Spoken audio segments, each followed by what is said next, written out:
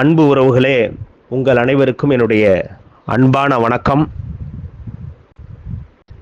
தேவேந்திரகுல வேளாள பொதுமக்கள், தற்போதைய சூழல்ல நீங்க அனைவருமே அமைதி காக்கணும், பொறுமையாக இருக்கணும். நாம எந்த விதமான எதிர்வினை செய்தாலும் சட்டத்திற்கு உட்பட்டு நியாயத்தோட நம்முடைய எதிர்வினையை ஆற்றணும். மாறாக நாம் ஆத்திரப்பட்டு கோவப்பட்டு பதிலுக்கு பதில் நாமளும் இழுத்தும் பழித்தும் பேசுவதனாலும் எழுதுவதனாலும் யாருக்கும் எந்த விதமான நன்மை ஏற்பட போவதில்லை. அதை நம்ம மனசுல முதல்ல வச்சுக்கணும். இப்போ என்ன அப்படின்னு பார்த்தீங்கன்னா, நம்முடைய சகுனி மாமா பஸ் ஸ்டாண்டு சாட்டை துரைமுருகன் அவர்கள் கொளுத்தி போட்ட பிறகு இப்போ இன்னைக்கு ஆப்பநாடு மறவர் சங்கம் என்ற அந்த சாதி சங்கத்தினர், அதே மாதிரி ஃபார்வர்ட் பிளாக் என்ற அந்த அரசியல் அமைப்பு, இந்த இரண்டு அமைப்புகளுமே இப்போ தென் மாவட்டங்களில் பல்வேறு இடங்களில் செந்தில் மல்லர் அவர்களை கண்டித்து அவரை கைது செய்து சிறையில் அடைக்கணும்னு சொல்லிட்டு ஆர்ப்பாட்டம் பண்ணுவதை நம்ம பார்க்க முடியுது. என்னதான் அவர்கள் சரி அவர்களுடைய ஒரு நியாயமான ஒரு ஆர்ப்பாட்டம் அப்படின்னு நம்ம எடுத்துக்கொண்டாலும் கூட, ஏன் அப்படி சொல்றேன்னா, இந்த சாதி சண்டை பிரச்சனையை ஆரம்பிச்சு வச்சதே இந்த மறவர் சாதி சங்கங்களும் குறிப்பாக ஆப்பநாடு மறவர் சங்கம் தான்.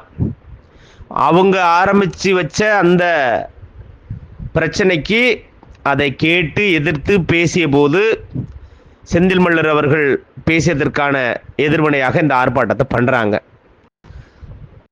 ஆனா இப்ப கூட என்ன அப்படின்னு பார்த்தீங்கன்னா, அவங்களை அறியாமலேயே அவர்கள் யார் என்று அவர்களே நிரூபித்திருக்கிறார்கள். இதுல என்ன இப்ப நான் இதை சொல்றேன் அப்படின்னா, நீங்க பொறுமை காக்கணும், அமைதி காக்கணும். அமைதியாக உங்க வேலைகளை நம்ம பார்க்கணும். அதே நேரத்தில் பாதுகாப்பாகவும் கவனமாகவும் இருக்கணும். இப்போ என்ன அப்படின்னா, மறவர் சாதியில அறிவார்ந்த மறவர்கள் அமைதியாக இருக்கும் வேளையில இந்த அறிவிழுந்த அறிவிலிகள், அதாவது சாதி சங்க சாதி வெறியர்கள் இன்னைக்கு ஆர்ப்பாட்டம் நடத்துறாங்க. அந்த ஆர்ப்பாட்டத்தில் சிறு தவறு செய்தவரை நீங்க சட்டத்தின் அடிப்படையில் கைது செய்து தண்டனை கொடுக்கணும், சிறையில் அடைக்கணும்னு சொல்லுவது நியாயம். அதை விடுத்துட்டு ஆப்பநாடு மறவர் சங்கத்தில் 50 கோடி ரூபாய்க்கு சொத்து இருக்குன்றான் ஒருத்தன். அந்த 50 கோடி ரூபாய் சொத்துல 10 கோடி ரூபாய் நாங்க நிதி ஒதுக்கீடு பண்ணோம்னா அவ்வளவுதான், இங்க யாருமே நடமாட முடியாதுன்றான். இப்ப இதுல இருந்து என்ன புரியுதுன்னா, வரலாற்று காலம் தொட்டு இப்ப வரைக்கும் இவங்க மாறவே இல்லை. கூலிக்கு கொலை பண்ணுகிற கும்பல்ங்கிறது தெளிவா தெரியுது. அதை தான் நான் புரிஞ்சுக்கிறேன். நான் ஏற்கனவே சொன்னேன், அறிவார்ந்த மறவர்கள் அமைதியாக இருக்கிறாங்க.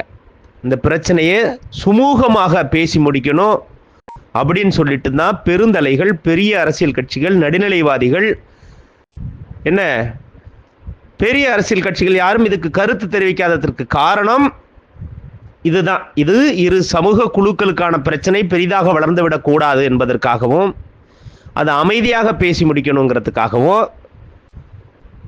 அமைதி காக்குறாங்க. ஆனால் சாதி வெறி கும்பல்கள் நடத்தக்கூடிய இந்த சாதி அமைப்புகள் 50 கோடி ரூபாய் சொத்து இருப்பதாகவும் அதுல 10 கோடி ரூபாய் நிதி ஒதுக்கீடு செய்து உங்களை எல்லாம் விட்டு கொன்னுடுவோம்னு சொல்றான்னா, அப்ப வரலாற்று காலம் தொட்டு இன்று வரையும் கூலிக்கு கொலை செய்யக்கூடிய ஒரு கும்பல், ஒரு கூட்டம் தானே தெரியுது. அன்றைக்கு வடுக பேரரசுக்கு நாயக்கர்களுக்கும் இதே வேலையை பண்ணிக்கிட்டு இருந்தாங்க. இன்னைக்கு இப்ப சொந்த சாதிக்கு நிதி ஒதுக்கீடு செய்து கொலை செய்யக்கூடிய கூட்டம் எவ்வளவு வேதனையாக இருக்கிறது பாருங்க. இப்போ முக்குளத்தூர்ல அண்ணன் திருமாரஞ்சி போன்றவர்கள்லாம் இப்போ நேற்று அவருடைய காணொலியெல்லாம் பார்க்கும்போது உண்மையாகவே ஒரு மனசில் பட்டதை ரொம்ப வெளிப்படையாக தெளிவாக அழகாக பேசி சமூக இணக்கத்தை ஏற்படக்கூடிய வகையில் பேசியிருக்காரு. ஒரு நேரத்தில் அவரும் வெட்டுவேன் குத்துவேன்னு பேசின நபர் தான். ஆனால் அண்ணன் திருமாறன் அவர்கள் நம்ம கோயம்புத்தூர் அவினாசி இந்திரன் கோயில் அடிக்கல் நாட்டு விழாக்கெல்லாம் அவர் அழைத்திருந்தோம், வந்து கலந்து கொண்டாரு. நிறைய நம்முடைய சமூக விழாக்கள்ல கலந்துகிறார். ஒரு சமூக ஓர்மையை பேசக்கூடியவர், ஒற்றுமையை பேசக்கூடியவர். தமிழர்களாக நாம் சாதி சண்டை போட்டுக்கிட்டு உயர்வு தாழ்வு பேசி எங்க விழுந்து கிடக்கிறோம், இந்த மண்ணுக்கும் மொழிக்கும் தொடர்பில்லாத நபர்கள் நம்மை ஆண்டு கொண்டு இருக்கிறார்கள் என்ற கருத்தை முன் வச்சு ரொம்ப அழகா பேசுறார். அவரே தன்னுடைய வருத்தத்தை செந்தில் மல்லர் இப்படி பேசியிருக்க கூடாது என்று பதிவு செய்கிறார். ரொம்ப நியாயமாக, அறிவுபூர்வமாக, தெளிவாக பேசுகிறார். இதுதான் நான் சொல்றேன், ஒரு அறிவார்ந்த மறவர்கள், அறிவார்ந்த கள்ளர் சமூகத்தை சார்ந்தவர்கள், அன்போடு இருக்கக்கூடிய அகமுடையார் சமூகத்தை சார்ந்தவர்கள் நமக்கு ஆதரவாக இருக்கிறாங்க. என்ன நடக்கிறது என்று பார்த்து கொண்டு இருக்கிறார்கள். அதனால தேவேந்திர குல வேளாளர் சமூகத்தை சார்ந்த இளைஞர்கள், சமூக பற்றாளர்கள், நீங்க ஒரு உணர்ச்சி வசப்பட்டு சட்டத்திற்கு புறம்பாக என்ன நீங்க தப்பா இழிவுபடுத்தக்கூடிய வேலைகளை பண்ணீங்கள, நீங்க எதுவும் பண்ண வேண்டாம். இதற்கு முன்னாடி நம்ம பேசணும், பண்ணோம், எதிர்வினை ஆற்றணும், ரைட். இப்போ இந்த பிரச்சனையே ஒரு சுமூகமாக ஒரு இணக்கத்தை இரண்டு இனக்குழுக்களுக்கு இடையே ஏற்படுத்த வேண்டும் என்ற ஒரே நோக்கத்துல தான் இந்த என்னுடைய பதிவு. இப்ப நான் என்ன சொல்றேன், ஐயா முத்துராமலிங்க தேவர் அவர்கள் என்னவாக இருந்துட்டு போட்டோம். ஏன்னா முத்துராமலிங்க தேவர் அவர்களுடைய வரலாற்றை ஆழ படித்தவர்கள், அவர் வரலாற்றை நன்கு தெரிந்து கொண்டவர்கள். அந்த வரலாற்றில் நிறைய சிக்கல்கள் இருக்கிறது எல்லாருமே அறிந்ததுதான். அவர் பிறப்பிலிருந்து இறப்பு வரை, அவர் தானமாக கொடுத்த சொத்திலிருந்து, அவர் தாய்ப்பால் குடித்ததிலிருந்து, அவர் ஆலய நுழைவு போராட்டம் என்று சொல்லப்படுகிற நிகழ்வுகளிலிருந்து அத்தனையிலையுமே எண்ணற்ற கேள்விகளும் பதில்களும் வினாக்களும் ஐயங்களும் இருக்கு. அதை நாம இப்ப தெளிவுபடுத்தி அதுல நம்ம ஆராய்ச்சி பட்டம் பெறணும்னு அவசியமும் இல்லை, அது நமக்கு தேவையும் இல்லை. ஐயா முத்துராமலிங்கம் அவர்கள் தெய்வமாக வழிபடுகிறார்கள், வழிபட்டுட்டு போகட்டும். அதுல எவ்வளவு குறை இருந்தா உங்களுக்கு என்ன? அவர்கள் குறையுள்ள கடவுளையே கும்பிட்டுட்டு போட்டுமே, அதுல உங்களுக்கு என்ன பிரச்சனை? அதனால மல்லர் என்கிற தேவேந்திர குல வேளாளர் பெருமக்கள் இதுல தலையிடுவதை நீங்க இதோட நிறுத்திக்கணும். அதான் என்னுடைய ஒரு அன்பான நான் வேண்டுகோளா வைக்கிறேன். அவர்களுக்கு கடவுளாக இருக்கிறார்கள், என்ன அவங்க என்னவா இருந்துட்டு போட்டோம், குறையுள்ள சாமியை அவர்கள் கும்பிட்டு வழிபடட்டும், உங்களுக்கு என்ன பிரச்சனை? எந்த பிரச்சனையும் நமக்கு கிடையாது. அதனால ஐயா முத்துராமலிங்க தேவர் அவர்களை இழிவுபடுத்துவதும் அவர்களுடைய ஏன்னா எல்லாம் நிறைய நீங்க வரலாற்று சான்றுகள் ஆதாரங்கள்னு எடுத்து போடுவதை நம்ம பார்க்க முடிகிறது. சட்டமன்ற குறிப்பிலிருந்து அவர் ஆப்பநாடு மறவர் சங்கத்தின் தலைவராக இருந்து அவர் நிதி வசூல் செய்து அவருடைய கையொப்பமிட்ட அந்த அந்த ரசீதெல்லாம் எடுத்து நீங்க போடுறீங்க. இதெல்லாம் இதோட நிறுத்திக்கங்க, அது தேவையில்லை நமக்கு. சரியா? அவர்கள் என்னவாக இருந்துட்டு போட்டோம், அதை பத்தி நமக்கு பிரச்சனை கிடையாது. இங்கே நாம் ஓர்மையை விரும்புகிறோம், ஓர்மையை நாம பேசணும். அதனால செந்தில் மல்லர் அவர்கள் மீது சட்டப்படி போலீசார் வழக்கு பதிவு பண்ணியிருக்கிறாங்க. அது சட்டப்படி நீதிமன்றத்திற்கு வரும். அதை அவர் உடைச்சி அதுலேருந்து வெளியில வந்துருவார். அதுல ஒன்றும் பிரச்சனை இல்லை. அறிவார்ந்த மறவர்களும் நமக்கு நிச்சயமாக ஆதரவாக இந்த பிரச்சனையை சுமூகமாக அணுக வேண்டும் என்று தான் நினைப்பாங்க. அதுதான் நம்ம நினைக்கிறோம். ஆனா சில கயவாளிகள், ஏன்னா ரெண்டு பக்கமும் இருக்கிறாங்க, அதனால சில கயவாளிகள் இந்த பிரச்சனையை மையமா வச்சுக்கிட்டு மனசுல வச்சுக்கிட்டு தனியாக போறக்கூடிய, தனியாக மாட்டக்கூடிய இளைஞர்கள் மீது அப்பட்டமாக தாக்குவதும், சாதி வெறி கொண்டு கொலையுண்டு விட்டு அதனுடைய ரத்தத்தை குடிப்பதுமா இருக்கக்கூடிய அந்த நிகழ்வை தடுக்கணும். அதுதான் நம்ம சொல்ல வர்றோம். இந்த நிகழ்வு இனிபோதும் சாதி சண்டைகளுக்காக ஒரு உயிர் போவதும் ஒரு ரத்தம் சிந்துவதையும் நாம விரும்பக்கூடாது. அதுல நமக்கு என்ன கிடைக்க போகுது? ஒன்றும் கிடையாது. அதான் அண்ணன் திருமாறன் அவர்கள் தெளிவாக சொல்லுகிறார்.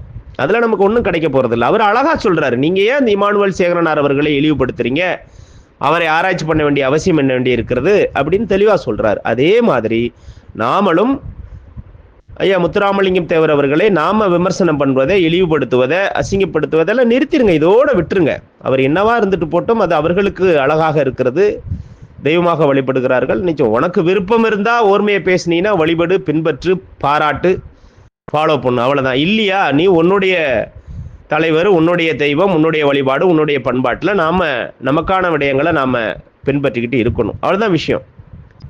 இது ரொம்ப முக்கியமான தருணங்க. ரொம்ப அதனால உணர்ச்சி வசப்படாம இரண்டு தரப்புலையும் உறவுகள் மிக கவனமாக இந்த பிரச்சனையை கையாண்டு இதற்கு ஒரு ஓர்மையை நம்ம முற்றுப்புள்ளி வைக்கணும்.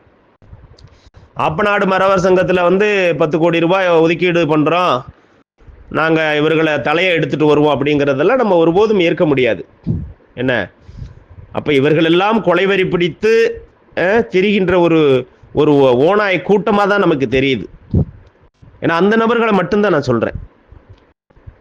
அதனால் இவர்களிடத்தில் நாம் வந்து இந்த ஓநாய்கள் அப்படி கூக்குரல் இடுவதனால வந்து நாம் வந்து இந்த சிங்கங்கள் என்றைக்குமே பயப்பட போகிறதில்ல, பயந்து விட போவதில்லை. என்ன, நமக்கு தேவேந்திரகுல வேளாளர் சொந்தங்களுக்கு மானமே உயிர். என்ன, அப்படி மானமிழந்த உயிர் எங்களுடைய மயிருக்கு சமம் என்று நம்ம எல்லாருக்குமே தெரியும். அது வரலாற்று காலம் தொட்டு இது நடந்த சம்பவங்கள் அவர்களுக்கும் தெரியும். அதனால் இந்த உருட்டல் மிரட்டலுக்கெல்லாம் நாம் பயப்படாமல் நம்ம வேலைகளை நம்ம பார்ப்போம். கவனமாக இருங்க. உண்மையிலேயே ஆப்பநாடு மறவர் சங்கம் ஒரு தடை செய்யப்பட வேண்டிய ஒரு சங்கம். ஒரு சாதி வெறியை கிளப்பி விட்டு ரத்தத்தை குடிக்கின்ற ஓநாய்களின் அடைக்கலமாக இருக்கிறது இந்த ஆப்பநாடு மறவர் சங்கம். ரொம்ப அப்பட்டமாக பொதுவெளியில் 2 தலைக்கு நாங்கள் 10 கோடி ரூபா செலவு பண்ணுவோம் அப்படின்னு சொல்லக்கூடிய அந்த நபரை கைது பண்ணக்கூடிய வேலையை, அவர் மேலே வழக்கு செய்யக்கூடிய வேலைகளை நம்ம பார்க்கணும். சட்டத்தின்பால் என்ன செய்யணுமோ அதை தான் செய்யணும். ஏன்னா ஒரு தலைவரை நீங்கள் இழிவுபடுத்தி எழுதுவதும் பேசுவதையும் விட்டுட்டு இந்த இரத்த சாதி வெறி பிடித்த மிருகங்கள் மீது காவல் நிலையத்தில் அந்த காணொலியை வச்சு நீங்கள் புகார் கொடுத்து அதை கைது நடவடிக்கை எடுக்க சொல்லி நீங்கள் முயற்சி பண்ணணும். அதை தான் நம்ம பண்ணணும்.